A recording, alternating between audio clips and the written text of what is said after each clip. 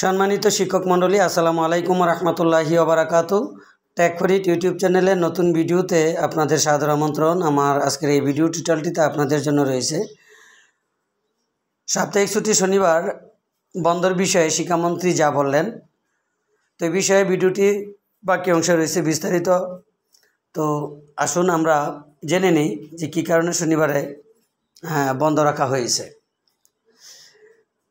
রাজধানী ঢাকার তাপমাত্রা বিবেচনা করে সারা দেশের বিদ্যালয় সিদ্ধান্ত নেওয়ার মানসিকতা পরিহার করতে হবে বলে মন্তব্য করেছেন শিক্ষামন্ত্রী মহিবুল হাসান চৌধুরী। রবিবার 28 এপ্রিল কারিগরি ও বৃত্তিমূলক শিক্ষা সপ্তাহের উদ্বোধন অনুষ্ঠান শেষে সাংবাদিকদের এক প্রশ্নের জবাবে তিনি একথা বলেন।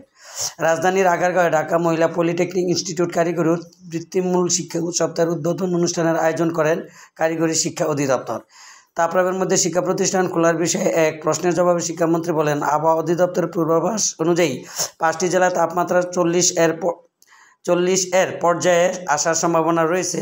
40 ডিগ্রি সেলসিয়াস তাপমাত্রা বাংলাদেশ তো নতুন নয়, সুতরাং 5টি জেলায় তাপমাত্রা 40 এর উপরে যাওয়ার পূর্বাভাসের উপর ভিত্তি করে সারা দেশে সব শিক্ষা প্রতিষ্ঠান বন্ধ করে দেওয়া যুক্তিযুক্ত নয়।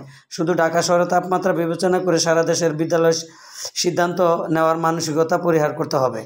স্কুল খোলার বিষয়ে সামাজিক যোগাযোগ মাধ্যমে অভিভাবকরা আলোচনা সমালোচনা করেছেন জানিয়ে তিনি আরও বলেন, এই আলোচনা সমালোচনার ভিত্তিতে রাষ্ট্র পরিচালিত হয় না। আমাদের শিক্ষার্থীদের শিক্ষণফল অর্জন করার বিষয়টি খুবই গুরুত্বপূর্ণ। নতুন কারিকুলামের কাজ চলছে, তাই জনপ্রিয়তার নিরিখে আমরা সিদ্ধান্ত নিতে পারি না, বাস্তবতার নিরিখে আমাদের সিদ্ধান্ত নিতে হবে। আর ঢাকা শহরের তাপমাত্রাই বাংলাদেশের তাপমাত্রা নয়। কয়েকটি জেলায় তাপমাত্রা অতি অসহনীয় পর্যায়ে যায়, তাহলে বিদ্যালয় যেখানে নিজস্ব পদ্ধতিতে সিদ্ধান্ত নিতে পারে। কিন্তু আমরা এমনও দেখেছি বিবাহ শহরের কিছু শীততাপ নিয়ন্ত্রিত স্কুল বন্ধ করে দিয়েছে অভিভাবকদের চাপে। এটা তো গ্রহণযোগ্য নয়। আমরা এই ধরনের মানসিকতা পরিহার করি।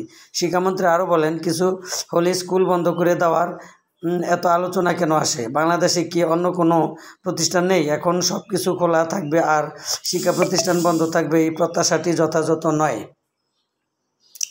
তিনি বলেন, একটি পরিস্থিতিতে শনিবার শিক্ষা প্রতিষ্ঠান বন্ধ দেওয়া হয়েছিল। নতুন কারিকুলামের যে প্রক্রিয়া, সেখানে পুরো বছর শনিবার বন্ধ দেওয়া উচিত কি না সেটি নিয়ে আমাদের আলোচনা আছে। এই মুহূর্তে যেহেতু আমরা 10 দিন পাঠদান মিস করেছি, তাই এই মুহূর্তে শনিবার স্কুল খোলা রাখার সিদ্ধান্ত নেওয়া হয়েছে। পরে সেটি যদি প্রয়োজন না হয় তাহলে অন্য সিদ্ধান্ত আসতে পারে। শিক্ষামন্ত্রী আরও বলেন, কোনো জেলায় যদি 42 ডিগ্রি সেলসিয়াসের উপর তাপমাত্রা যায়, সেখানে জেলা প্রাথমিক শিক্ষা অফিসার, মাধ্যমিক শিক্ষা অফিসার আছেন, তারা আঞ্চলিক পর্যায়ে আলোচনা করে সেই জায়গায় প্রতিষ্ঠানকে বন্ধ পাঠদানের সময় পরিবর্তন করতে পারেন।